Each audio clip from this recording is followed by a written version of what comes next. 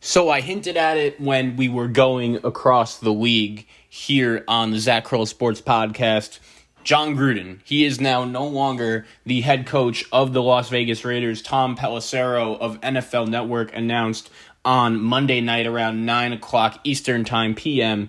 that Jon Gruden did inform his staff that he did plan to resign as the Raiders head coach, and that is exactly what happened. Jon Gruden, no longer the head coach of the Raiders. And this was just a crazy sequence of events because Monday Night Football, the Colts are playing the Ravens in what turned out to be one of the better games of the season, and really in the first half, I couldn't even focus on the Colts game because of this news. And one thing that I've really learned about the NFL since I've been watching this great league is it is the best reality television show on TV. Stuff like this, like a week ago, imagine saying right before the Raiders played in that big Monday Night Football game against the Chargers when their stadium was filled entirely with Raider fans. Imagine telling them who, going into that game, the Raiders were 3-0. Imagine telling their fans that they would lose the next two games and their head coach. Like, that was not something on the table even just a week and a half ago, and now Jon Gruden is no longer the head coach of the Las Vegas Raiders. And I will say this.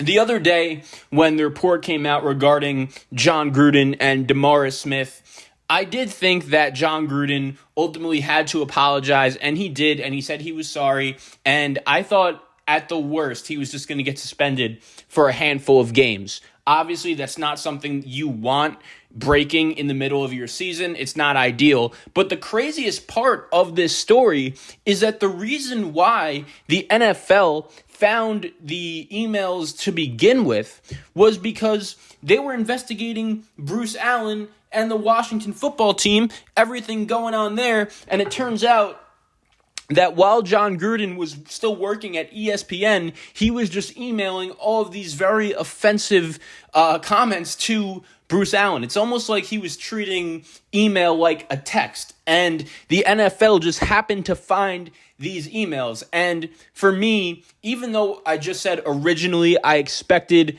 Jon Gruden to just get suspended for a couple games after the first report came out, I'm not going to lie to you guys. Once the second report came out by the New York Times last night, and I saw the comments regarding Michael Sam and what Jon Gruden said about Roger Goodell, I kind of knew the inevitable. You knew it was happening, that the Raiders and Mark Davis really just had no choice but to move on from Jon Gruden as head coach. And there are just so many different dynamics to come out of this story. Crazy that it just happened out of nowhere. And you do think the word has been that there was someone in the NFL that was trying to get Jon Gruden out of Vegas. It doesn't surprise me. Just the fact that he said that about Roger Goodell, for all we know, maybe Gruden and Goodell really don't get along. Maybe they really don't like each other. Who knows? But I do kind of get that sense that someone in the NFL, by leaking these stories and these emails to the New York Times, was trying to get Jon Gruden out of Vegas. And I will say, once those emails drop, you kind of just knew. And Jon Gruden, I totally understand that all of us have probably said things, 10, 12 years ago in this new age of social media and technology where all of our messages and all of our comments can really be saved, and you could go back and look at a person's old tweet, many times. It's happened on draft night. But at the same time, if you're an NFL head coach, you cannot have this happening, and it's embarrassing. I mean, I don't know about you guys, but the way I use my email, I kind of just use it for business relationship matters, scheduling and stuff. If anyone wants to get in contact with me regarding sports or just anything like that, reminders, like it's not really entertaining stuff. And Jon Gruden just said some really awful things. Now, I will say, I do think that there are some stories to come out of this. The Raiders, it was only a week and a half ago that I had them in my top 10 teams in the NFL, and they were one of the surprise teams for me to start off this NFL season. we all know that historically the Raiders, since Gruden has gotten there, have been the team that has been known to getting off to that really hot start. However, it usually doesn't last. Even last year with the extra AFC playoff team added along with the NFC as well. But there were 7 teams in the AFC that made the playoffs last year. The Raiders actually got off to a very good start and still were not able to make it. But the one thing I really liked about this year's team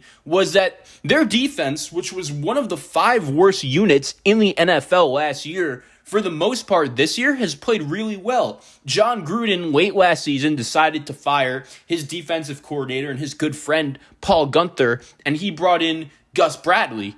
Bradley has done a phenomenal job with this Raiders defense, and considering how Derek Carr and this offense looked throughout the first 3 games of the season, there were real signs of optimism for the Raiders. Now, the other part that makes this so interesting is that even though I think we all view Jon Gruden this season as a guy, even though he's not the perfect head coach, at least he's made Derek Carr and this offense better. But here's the thing. Mark Davis brought back Jon Gruden to Vegas, and Jon Gruden was a guy that when he was brought into Vegas, he was very valuable among the coaching candidates all over the football world. You remember Tennessee, how badly they wanted to bring him in? Mark Davis even tried to bring back Jon Gruden as head coach of the Raiders in 2011 and in 2014. He finally gets him in 2017. The main reason why they wanted Jon Gruden, many teams did across the NFL, was because they saw what he was able to do on Monday Night Football, and he really rebranded himself. He became literally a reality TV star, one of the best personalities in the NFL. You watch this guy go to work and you saw how much he loved football, how much he loved the game, Spider 2 Wide Banana. He was that great alpha personality on Monday Night Football, and the Raiders and many other teams wanted him badly, so badly they gave him a 10-year deal. Here's the problem. Throughout the first 3 years of that 10-year deal, Jon Gruden was really not getting the job done. He was making a lot of money, $100 million, 10-year deal, and he could not get this Raider team into the playoffs. And I get it. Like, their roster wasn't great, but why wasn't their roster great? Because he decided to trade Khalil Mack. He decided to draft guys like Cleveland Ferrell and Damon Arnett in the first round. There are plenty more. All of those guys busted. The Raiders have not done a great job drafting over the past couple years, and I know technically Mike Mayock is the GM, but if you've paid attention to the Raiders since Gruden has gotten there, you could really tell that he is the guy who was really running things and running operations. And the number one question I have about the Raiders after losing Gruden is, look, I don't think they're going to be great this year. It's such a hard thing to just lose your head coach, especially in the middle of, I don't want to say, excuse me, out of nowhere. But once again, no one expected this to happen. Even when the first report came about the email to DeMaurice Smith, Jon Gruden apologized for it. He owned up to it. And once again, I thought he was just getting suspended. I never would have thought he would have gotten fired, because of that.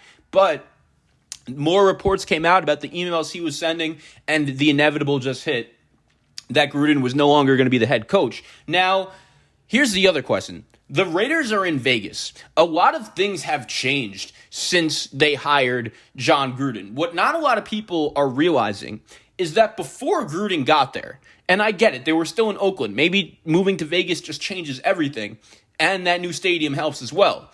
But the Raiders were regarded as one of the worst run organizations in football just because of all the chaos and the hecticness that was going on there before Jon Gruden left, between Lane Kiffin and Tom Cable and the defensive coordinator of the Saints, Dennis Allen, who was their head coach. It didn't really work out, and the Raiders were just a team that was known for chaos. Even this year, before the start of the season, Jon Gruden, you saw all of a sudden you turn around and there are plenty of Raiders executives. There's like 2 or 3 executives that work in the front office that just resign. They are done. They quit. And I think Jon Gruden and the way he was running this team, he was the guy. He was really the one that was making all the decisions. Things did seem a little bit chaotic in Vegas with the Raiders, even though I don't want to call Jon Gruden a bad football coach, but he certainly wasn't the guy the Raiders were getting for the contract that they gave him.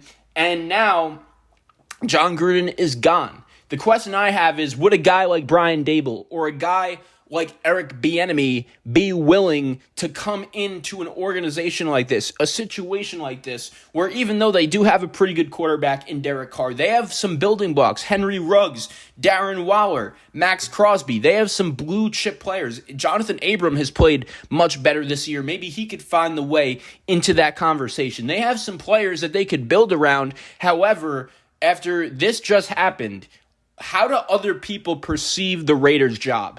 Now that this is going to be open, the Raiders' new coach is going to be their special teams coordinator by the name of, I'm having trouble pronouncing this guy's name as always, but Richa Bisaccia will be the Raiders' new head coach. He was their special teams coordinator. They do have two experienced coordinators as well, with Gus Bradley and Greg Olson running things. And I want to say this, I feel really bad for Derek Carr. This is a guy who, when Jon Gruden got to the Raiders, there were plenty of questions about how are these two guys going to connect? Are they going to be on the same page? Ultimately, we knew Jon Gruden had complete control of the Raiders organization and their personnel moves. There were many times where we questioned, is Jon Gruden going to trade Derek Carr? Is he going to want to draft a guy like Kyler Murray? I remember those rumors came in a couple years ago, and now Gruden is gone, and the Raiders are going to have to go in a whole new direction. I'm going to be curious to see what they do with Mike Mayock as well. Would they give him the opportunity to bring in a new head coach? And maybe if he does stay, we will see what Mike Mayock is all about, because even though he has been the GM over the last couple years, and he technically is responsible for some of those bad draft picks that I just called the Raiders out for. He is still a very respected football mind. I remember watching him on the NFL Network draft show, and he always seemed very knowledgeable of the prospects and did a really good job breaking them down. And he did get hired as the Raiders GM, but Jon Gruden was really the guy in charge at the helm for the Raiders. Now, maybe Mike Mayock really does get that opportunity to be running things for the Vegas Raiders. Just shocking developing news going down. Jon Gruden out as Raiders head coach. I am so curious to see what the future holds, but after those emails got released, we all knew a move had to be made.